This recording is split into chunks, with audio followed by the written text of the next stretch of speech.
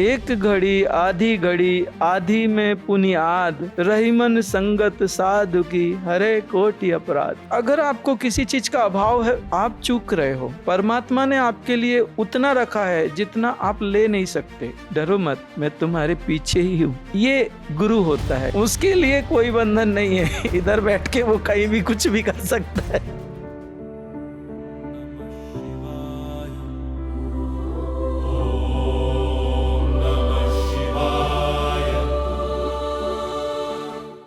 हमारे गोवा की बारिश चालू हो गई। अब यहाँ गोवा में एक बार बारिश चालू हुई तो फिर वो मन लगा के बरसती है, और हमारे वालपाई एरिया में तो बहुत दिल से बरसती है।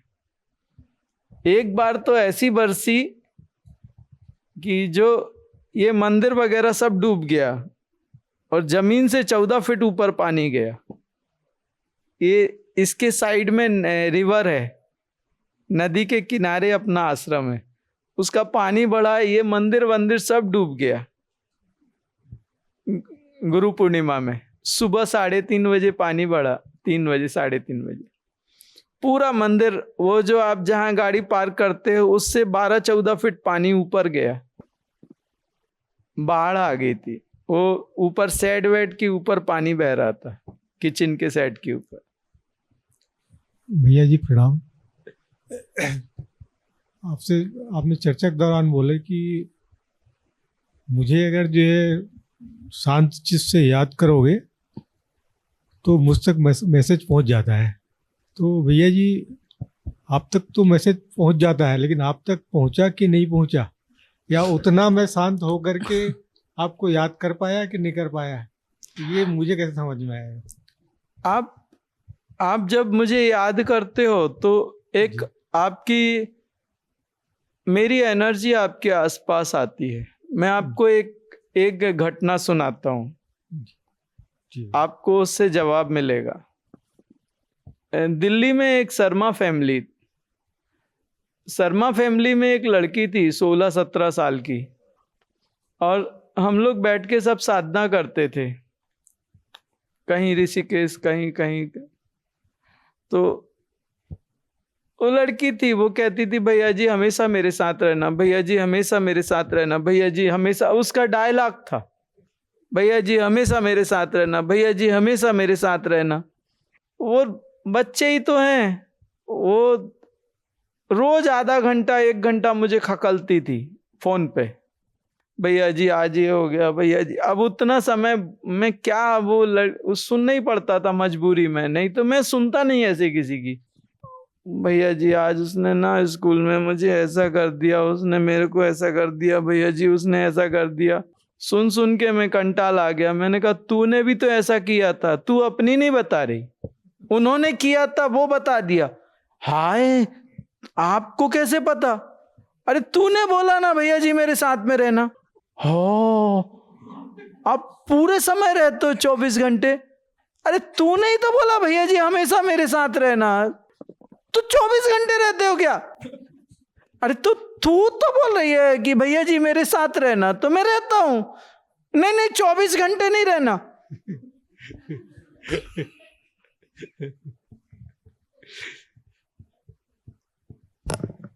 24 घंटे मत रहा करे भैया जी, इतने समय रहा करे, इतने समय मत रहा करे। उस दिन के बाद में वो लड़की ने फिर फोन किया, बोले भैया जी अब आप मेरे साथ नहीं रहते, आप 1 घंटा भी नहीं रहते, कभी भी नहीं रहते। मुझे पता है जब आप मेरे साथ रहते हो तो मुझे अलग फील होता था, वो फीलिंग अलग थी, अभी वो फीलिंग नहीं आती।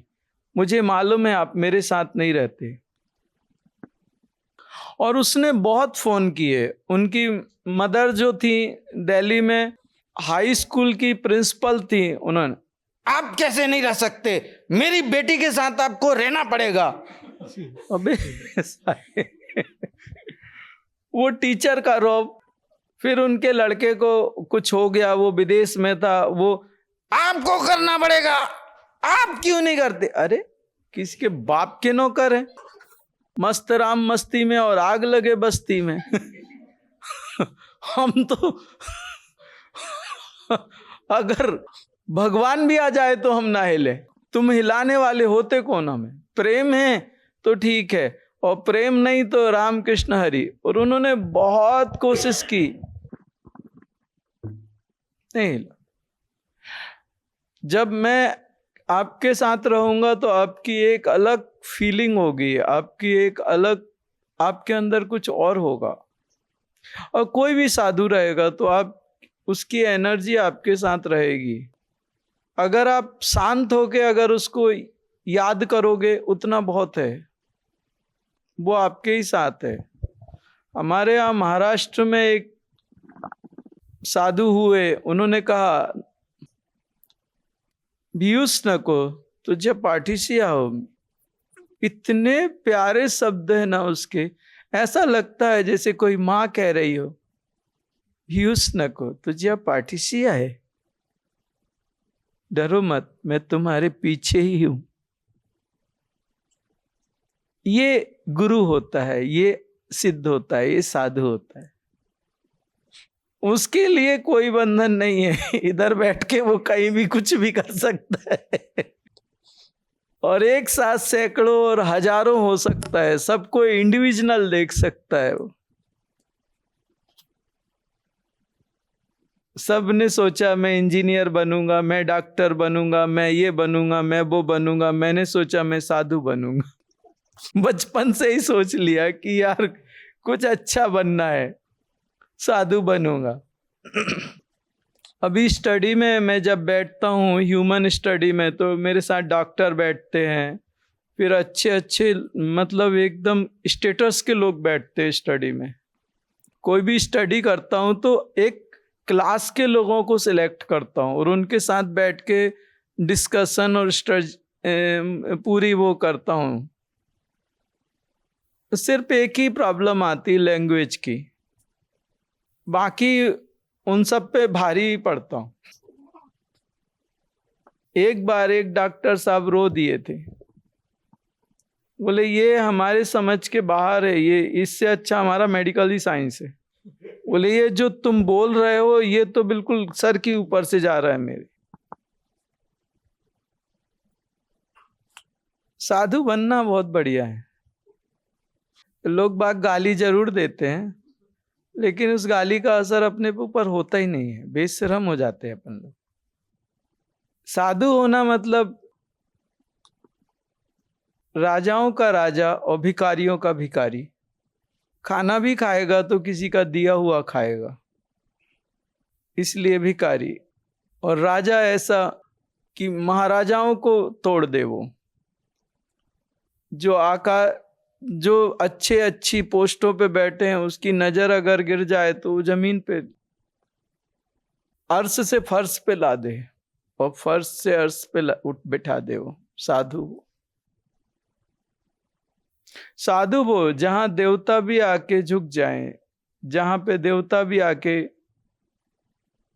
जहां प्रकृति साथ चले, जहां कोई विरोध ना हो, जहां सब अपने हो, जहां सब में मैं हूं और मुझ में सब है, जहां ड्युअलिटी खत्म हो जाए, सर्वत्र एक ही दिखे,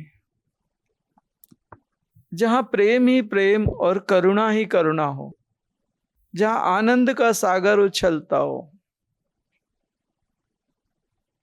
जहां किसी भी चीज का अभाव ना हो, किसी भी चीज का अभाव ना हो। अगर आपको किसी चीज का अभाव है पता चलता है तो आप चूक रहे हो। परमात्मा ने आपके लिए उतना रखा है जितना आप ले नहीं सकते, उससे ज्यादा रखा है।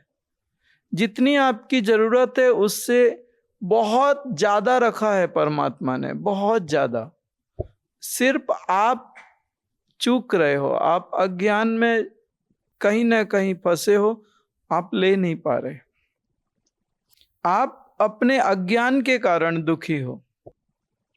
परमात्मा ने आपको सब कुछ दिया है, पूरा पूरा दिया है, भरपूर दिया है, जितना चाहिए उससे बहुत ज्यादा है।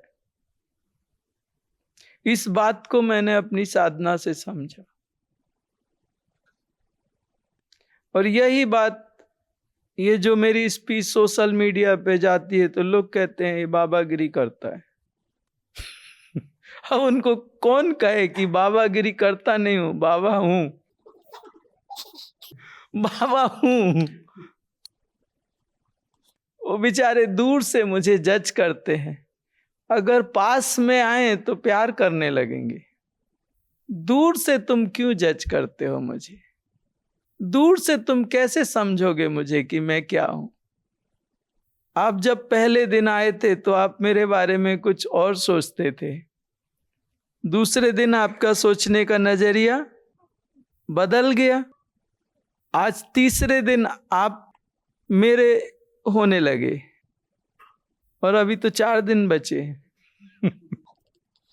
साधु एक ऐसी चीज है जिसके अंदर परमात्मा की प्रभा होती है, परमात्मा दमकता है, आप अट्रैक्ट होंगे ही होंगे। तुम मंदिरों में उन पत्थरों को देखो, ठीक है, लेकिन साधु के अंदर वो परमात्मा जागृत होता है, वो दैवी शक्तियां जागृत होती हैं। वहां तुम्हारे मंदिर छोटे हो जाते हैं जहां साधु खड़ा होता है। वहां प्रकृति की सारी ऊर्जाएं नृत्य करना प्रारंभ कर देती हैं जहां साधु झूमता है। एक घड़ी आधी में पुनियाद, रहीमन संगत साधु की हरे कोटि अपराध। वो कहते हैं एक घड़ी 24 मिनट की, आधी घड़ी वो बोलते हैं आधी कर दो 12 मिनट, वो कहते पुनियाद फिर से आधी कर दो 6 मिनट।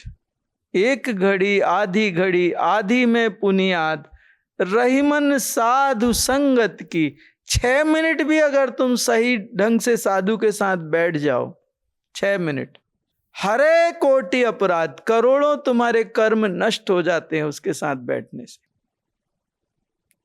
6 मिनट अगर उसके साथ बैठ गए तो सिर्फ उसके जो उसका एनर्जी फील्ड रहता है, उस एनर्जी फील्ड में जब आप एंटर करते हो तो आप वॉशिंग मशीन में जैसे कपड़ा डालते हो वैसे धुलने शुरू हो जाते तुम। वो कुछ करे ना करे वो अलग बात है, करने की जरूरत नहीं, उसका एनर्जी फील्ड होता है, उस एनर्जी फील्ड में आप बैठ गए, हो गया, आप फ्लश होने शुरू हो जाएंगे।